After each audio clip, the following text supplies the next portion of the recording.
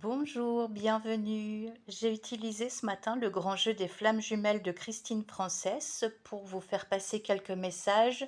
Ça s'adresse principalement aux êtres qui sont en parcours flammes jumelles, mais j'ai choisi d'élargir aux personnes amoureuses qui sont en lien d'âme sœur parce que peut-être qu'il y a aussi pour vous des clés de compréhension.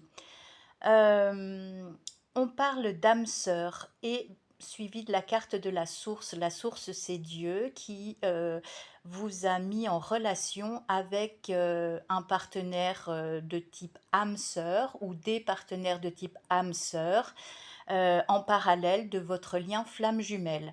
Ça, c'est un petit peu la carotte pour vous faire avancer, pour quand même déployer vos ailes dans ce quotidien, mais c'est difficile puisqu'une part de vous est comme lestée d'un côté par cette relation si particulière de flamme jumelle. C'est un parcours intense, exigeant, déroutant. On peut mettre tout ce qu'on veut là-dedans. Un jour, on pense avoir compris et le lendemain, bah, patatras, c'est tout à fait autre chose. Donc, tout ça pour nous aider à viser l'amour inconditionnel et à l'incarner sur Terre. Bref, la source, donc Dieu vous a placé en plus de votre parcours flamme jumelle, dans une ou des relations avec des partenaires âmes sœurs pour vous permettre quand même, de peut-être de finaliser et de rééquilibrer certains liens karmiques autres que celui, que vous partagez avec votre âme jumelle. Ensuite, on a les cartes de la foudre karmique et du rebelle. Alors ça, c'est pour indiquer que votre, flamme jumelle, pardon, votre flamme jumelle a tourné le dos à votre lien parce qu'il a été, dérouté, déboussolé face à l'ampleur que ça prenait dans son quotidien. Ces sensations inédites, ces ressentis prenaient vraiment tout son décor et ça, bah, c'est très pesant à endosser au quotidien. On ressent qu'on n'a pas de place pour autre chose et on se fait bouffer par ce lien qui devient vite énergivore, obsessionnel. Donc, pour nous apprendre à désamorcer un petit peu l'intensité de ces sentiments, eh bien, la source nous a emmenés, enfin c'est avec notre libre arbitre aussi, jusqu'à un point de rupture. Voyez en haut à droite comme la corde s'est séparée en deux, ça semble sans appel, irrémédiable, et pourtant c'est nécessaire pour comprendre les tenants et les aboutissants euh, de nos blessures, de nos traumas respectifs. Et en fait, le but du jeu dans ce parcours si exigeant de flammes jumelles, c'est d'apprendre à nous aimer tels que nous sommes, à déposer de l'amour inconditionnel dans chacune de nos cellules, dans notre cœur si meurtri.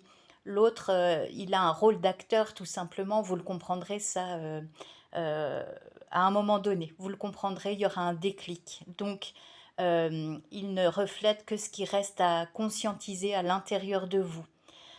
Tout au long du chemin, n'oubliez pas la présence de vos anges gardiens quand tout semble incompréhensible, pesant, difficile, obsessionnel. Eh bien, remettez vraiment toutes ces lourdeurs à vos guides, à vos alliés.